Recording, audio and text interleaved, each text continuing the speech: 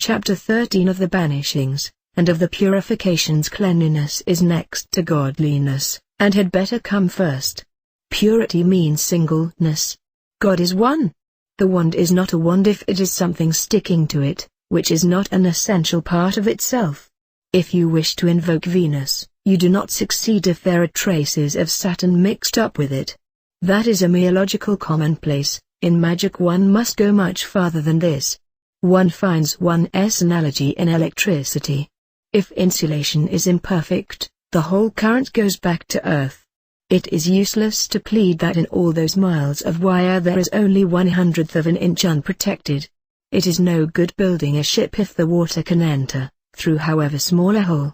The first task of the magician in every ceremony is therefore to render his circle absolutely impregnable. If one littlest thought intrude upon the mind of the mystic, his concentration is absolutely destroyed, and his consciousness remains on exactly the same level as the stockbroker's. Even the smallest baby is incompatible with the virginity of its mother. If you leave even a single spirit within the circle, the effect of the conjuration will be entirely absorbed by it. The magician must therefore take the utmost care in the matter of purification, firstly, of himself, secondly, of his instruments, thirdly, of the place of working. Ancient magicians recommended a preliminary purification of from 3 days to many months. During this period of training they took the utmost pains with diet. They avoided animal food, lest the elemental spirit of the animal should get into their atmosphere. They practiced sexual abstinence, lest they should be influenced in any way by the spirit of the wife. Even in regard to the excrements of the body they were equally careful. In trimming the hair and nails, they ceremonially destroyed the severed portion. They fasted, that the body itself might destroy anything extraneous to the bare necessity of its existence.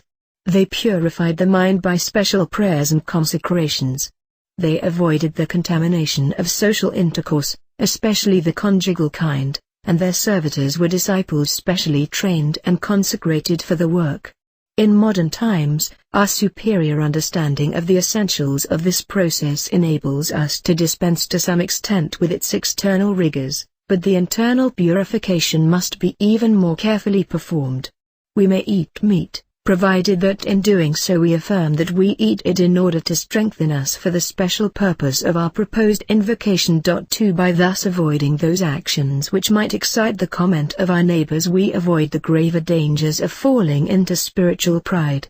We have understood the saying to the pure all things are pure, one, and we have learned how to act up to it. We can analyze the mind far more acutely than could the ancients, and we can therefore distinguish the real and right feeling from its imitations. A man may eat meat from self-indulgence, or in order to avoid the dangers of asceticism. We must constantly examine ourselves, and assure ourselves that every action is really subservient to the one purpose. It is ceremonially desirable to seal and affirm this mental purity by ritual, and accordingly the first operation in any actual ceremony is bathing and robing, with appropriate words. The bath signifies the removal of all things extraneous or antagonistic to the one thought. The putting on of the robe is the positive side of the operation. It is the assumption of the frame of mind suitable to that one thought. A similar operation takes place in the preparation of every instrument, as has been seen in the chapter devoted to that subject. 3 In the preparation of the place of working, the same considerations apply.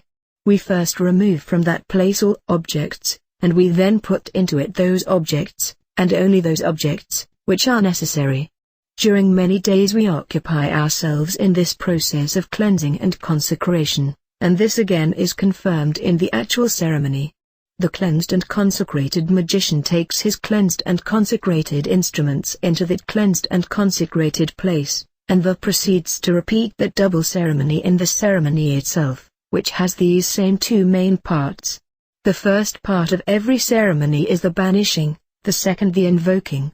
The same formula is repeated even in the ceremony of banishing itself, for in the banishing ritual of the pentagram we not only command the demons to depart, but invoke the archangels and their hosts to act as guardians of the circle during our preoccupation with the ceremony proper. 4 In more elaborate ceremonies it is usual to banish everything by name. Each element, each planet, and each sign, perhaps even the Sephiroth themselves, all are removed, including the very one which we wish to invoke, for that force as existing in nature is always impure. But this process, being long and wearisome, is not altogether advisable in actual working.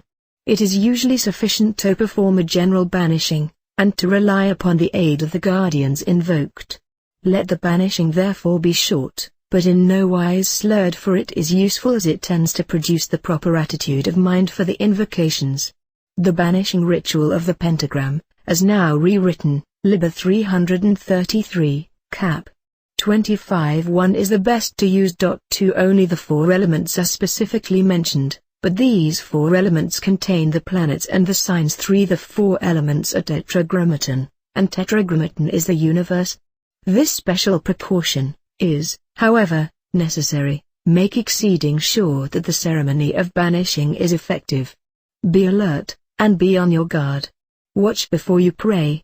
The feeling of success in banishing, once acquired, is unmistakable. At the conclusion, it is usually well to pause for a few moments, and to make sure once more that everything necessary to the ceremony is in its right place. The magician may then proceed to the final consecration of the furniture of the temple. 4